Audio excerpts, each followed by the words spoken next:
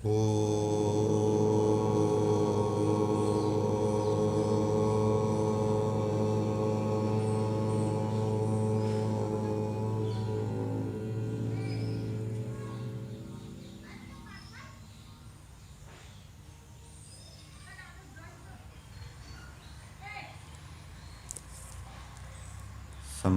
धार्मिक सज्जन वृंद, मातृशक्ति।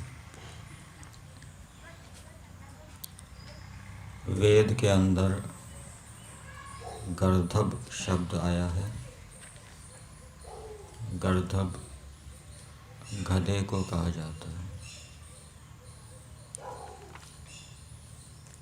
और ऐसा मनुष्य जो पाप से युक्त है और विषय भोगों की प्रशंसा करता है, स्तुति करता है, गुणगान करता है, ऐसे मनुष्य को वेद के अंदर गर्दभ कहा गया है। और ईश्वर से प्रार्थना की है कि हे परमेश्वर, आप ऐसे गर्दभ मनुष्य को नष्ट कीजिए। वेद का मंत्र है समिंद्र गर्दभम मृण नुवंतम पापया अमूया।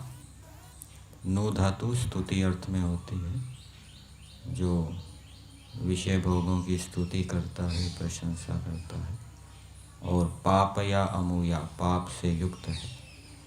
प्रमृण, आप उसको अच्छी प्रकार से मसल दीजिए, नष्ट कर दीजिए।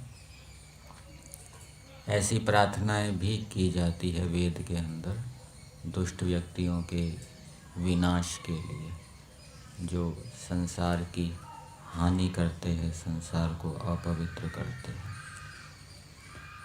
और फिर ऐसी ही स्तुति, जो मनुष्य दूसरों को जलाते हैं, परदाहक अर्थात जो दूसरों की हानि करते हैं, ऐसे मनुष्यों की क्या गति होती है।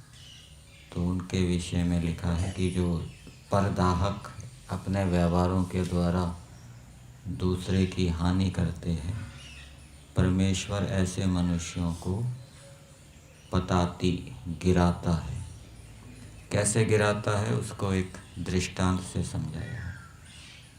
जैसे किसी जंगल के अंदर आग लग जाए और उस अग्नि से कोई चिंगारी निकालकर दूसरे पदार्थ को जलाकर उसको गिरा देती है, वैसे ही परमेश्वर दूसरों की हानि करने वाले मनुष्यों को, परदाहक मनुष्यों को गिरा देता है। वेद का मंत्र है पताती कुंड्रिन पच्चा दूरम वातो वनादधि।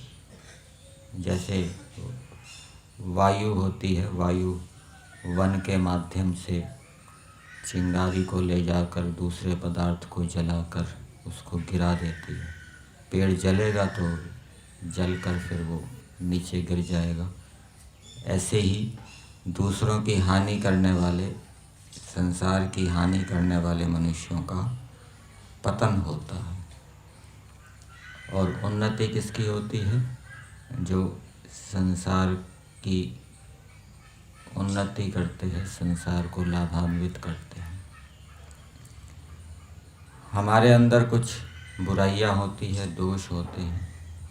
उन दोषों को दूर करने के लिए भी परमेश्वर से प्रार्थनाएं करनी चाहिए। ये भी हमें वेद के माध्यम से संकेत मिलता है कि हे परमेश्वर, मेरे अंदर ये दोष हैं, आप इस दोष को दूर कीजिए। वेद के अंदर एक उदाहरण दिया है, परिक्रोशम क्रोशम जही, अर्थात जो हम दूसरे की निंदा करते हैं, उस निंदा को जही हमसे दूर कर दीजिए। हम दूसरे की निंदा ना करें।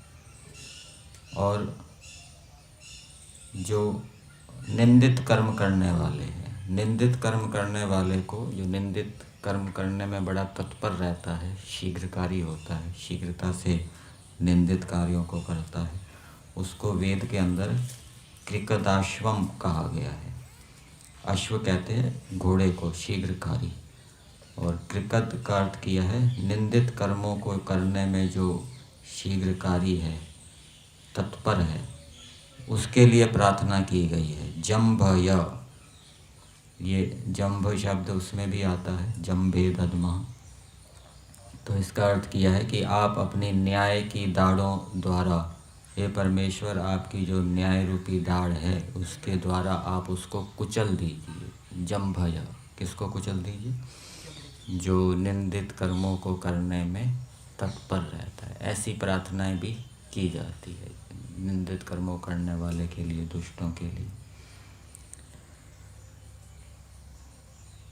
तो वेद के माध्यम से हमें अच्छे अच्छे गुणों का और दोषों का भी बोध होता है। दोष कौन से होते हैं, गुण कौन से होते हैं, और उनको जानकर हमें ईश्वर से प्रार्थनाएं करनी चाहिए और पुरुषार्थ भी करना चाहिए।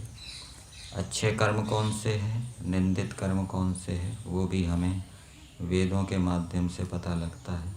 उन अच्छे और निंदित कर्मों को जानकर फिर अपना निरीक्षण करके, आत्मनिरीक्षण करके, कि हम ऐसे कर्म तो नहीं कर रहे, और दूसरे व्यक्ति यदि ऐसा निंदित कर्म कर रहे हैं तो हमारे पास यदि अधिकार है तो उसको दूर करने का प्रयास करना चाहिए। साथ साथ ईश्वर से प्रार्थना भी करनी चाहिए।